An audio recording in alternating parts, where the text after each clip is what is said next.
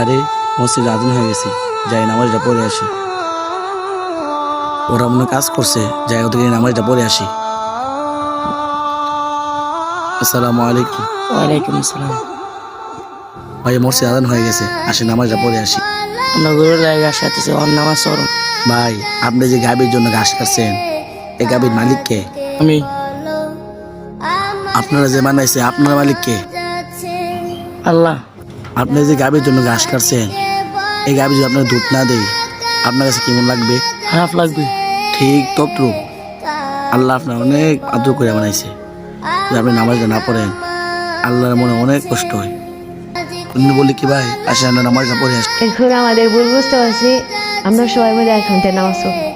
আজকে বলো আমার নামা